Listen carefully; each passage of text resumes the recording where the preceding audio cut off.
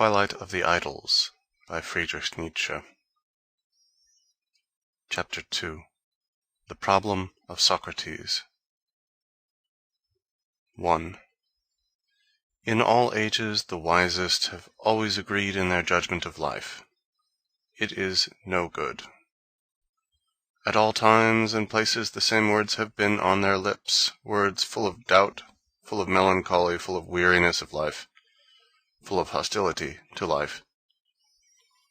Even Socrates' dying words were, "To live means to be ill a long while. I owe a cock to the god Aesculapius." Even Socrates had had enough of it. What does that prove? What does it point to? Formerly people would have said, oh, it has been said, and loudly enough too, by our pessimists loudest of all, quote, "In any case, there must be some truth in this. The consensus sapientium is a proof of truth," unquote. Shall we say the same today? May we do so? Quote, "In any case, there must be some sickness here," unquote. We make reply. These great sages of all periods should first be examined more closely. Is it possible that they were, every one of them, a little shaky on their legs, effete, rocky, decadent? Does wisdom perhaps appear on earth after the manner of a crow attracted by a slight smell of carrion? 2. This irreverent belief that the great sages were decadent types first occurred to me precisely in regard to that case concerning which both learned and vulgar prejudice was most opposed to my view. I recognized Socrates and Plato as symptoms of decline, as instruments in the disintegration of Hellas, as pseudo-Greek, as anti-Greek. The Birth of Tragedy, 1872. End paren. That consensus sapientium, as I perceived ever more and more clearly, did not in the least prove that they were right in the matter on which they agreed.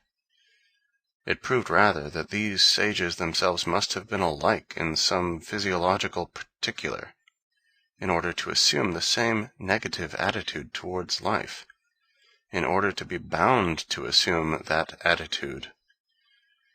After all, judgments and valuations of life, whether for or against, cannot be true. Their only value lies in the fact that they are symptoms. They can be considered only as symptoms. Per se, such judgments are nonsense.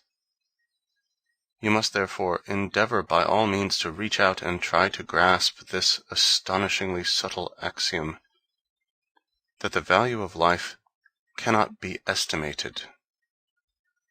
A living man cannot do so, because he is a contending party, or rather the very object in the dispute, and not a judge. Nor can a dead man estimate it, for other reasons. For a philosopher to see a problem in the value of life is almost an objection against him, a note of interrogation set against his wisdom, a lack of wisdom. What? Is it possible that all these great sages were not only decadents, but that they were not even wise? Let me, however, return to the problem of Socrates. To judge from his origin, Socrates belonged to the lowest of the low. Socrates was mob. You know, and you can still see it for yourself, how ugly he was. But ugliness, which in itself is an objection, was almost a refutation among the Greeks. Was Socrates really a Greek? Ugliness is not infrequently the expression of a thwarted development, or of development arrested by crossing. In other cases it appears as a decadent development. The anthropologists among the criminal specialists declare that the typical criminal is ugly. Monstrum in fronte, monstrum in animo. But the criminal is a decadent. Translator's footnote. It should be borne in mind that Nietzsche recognized two types of criminals, the criminal from strength and the criminal from weakness. This passage alludes to the latter. Aphorism 45, page 103, alludes to the former. End translator's note. Was Socrates a typical criminal? At all events, this would not clash with that famous physiognomist's judgment, which was so repugnant to Socrates' friends. While on his way through Athens, a certain foreigner who was no fool at judging by looks, told Socrates to his face that he was a monster, that his body harbored all the worst vices and passions. And Socrates replied simply, "You know me, sir." 4. Not only are the acknowledged wildness and anarchy of Socrates' instincts indicative of decadence, but also that preponderance of the logical faculties and that malignity of the misshapen, which was his special characteristic. Neither should we forget those oral delusions, which were religiously interpreted as the demon of Socrates. Everything in him is exaggerated, buffo, caricature. His nature is also full of concealment, of ulterior motives, and of underground currents. I try to understand the idiosyncrasy from which the Socratic equation, reason equals virtue equals happiness, could have arisen. The weirdest equation ever seen, and one which was essentially opposed to all the instincts of the older Hellenes. 5. With Socrates, Greek taste veers round in favor of dialectics. What actually occurs? In the first place, a noble taste is vanquished. With dialectics, the mob comes to the top. Before Socrates' time, dialectical manners were avoided in good society. They were regarded as bad manners. They were compromising. Young men were cautioned against them. All such proffering of one's reasons was looked upon with suspicion. Honest things, like honest men, do not carry their reasons on their sleeve in such a fashion. It is not good form to make a show of everything. That which needs to be proved cannot be worth much. Wherever authority still belongs to good usage, wherever men do not prove but command, the dialectician is regarded as a sort of clown. People laugh at him, they do not take him seriously. Socrates was a clown who succeeded in making men take him seriously. What then was the matter? 6. A man resorts to dialectics only when he has no other means to hand. People know that they excite suspicion with it, and that it is not very convincing. Nothing is more easily dispelled than a dialectical effect. This is proved by the experience of every gathering in which discussions are held. It can be only the last defense of those who have no other weapons. One must require to extort one's right, otherwise one makes no use of it. That is why the Jews were dialecticians. Reynard the fox was a dialectician. What? And was Socrates one as well? 7. Is the Socratic irony an expression of revolt, of mob resentment? Does Socrates, as a creature suffering under oppression, enjoy his innate ferocity in the knife thrusts of the syllogism? Does he wreak his revenge on the noblemen he fascinates? As a dialectician, a man has a merciless instrument to wield. He can play the tyrant with it. He compromises when he conquers with it. The dialectician leaves it to his opponent to prove that he is no idiot. He infuriates. He likewise paralyzes. The dialectician cripples the intellect of his opponent. Can it be that dialectics was only a form of revenge in Socrates? 8. I have given you to understand in what way Socrates was able to repel. Now it is all the more necessary to explain how he fascinated. One reason is that he discovered a new kind of agon, and that he was the first fencing master in the best circles in Athens. He fascinated by appealing to the combative instinct of the Greeks. He introduced a variation into the contests between men and youths. Socrates was also a great erotic. 9.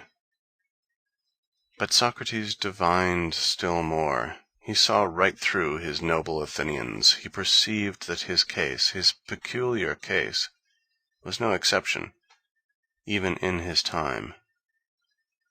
The same kind of degeneracy was silently preparing itself elsewhere. Ancient Athens was dying out, and Socrates understood that the whole world needed him, his means, his remedy, his special artifice for self-preservation. Everywhere the instincts were in a state of anarchy, everywhere people were within an ace of excess. The monstrum in animo was the general danger. Quote, the instincts would play the tyrant. We must discover a counter-tyrant who is stronger than they. Unquote. On the occasion when that physiognomist had unmasked Socrates, and had told him what he was, a crater full of evil desires, the great master of irony let fall one or two words more, which provide the key to his nature. This is true, he said, but I overcame them all. How did Socrates succeed in mastering himself? His case was, at bottom, only the extreme and most apparent example of a state of distress which was beginning to be general, that state in which no one was able to master himself, and in which the instincts turned one against the other. As the extreme example of this state, he fascinated. His terrifying ugliness made him conspicuous to every eye. It is quite obvious that he fascinated still more as a reply, as a solution, as an apparent cure of this case. 10. When a man finds it necessary, as Socrates did, to create a tyrant out of reason, there is no small danger that something else wishes to play the tyrant. Reason was then discovered as a savior. Neither Socrates nor his patients were at liberty to be rational or not as they pleased. At that time it was de rigueur, it had become a last shift. The fanaticism with which the whole of Greek thought plunges into reason betrays a critical condition of things. Men were in danger. There were only two alternatives: either perish, or else be absurdly rational. The moral bias of Greek philosophy from Plato onward is the outcome of a pathological condition, as is also its appreciation of dialectics. Reason equals virtue equals happiness simply means we must imitate Socrates, and confront the dark passions permanently with the light of day, the light of reason. We must at all costs be clever, precise, clear. All yielding to the instincts, to the unconscious, leads downward. 11. I have now explained how Socrates fascinated. He seemed to be a doctor, a savior. Is it necessary to expose the errors which lay in his faith in reason at any price?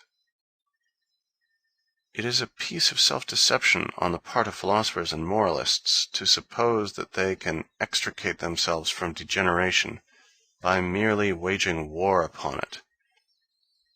They cannot thus extricate themselves.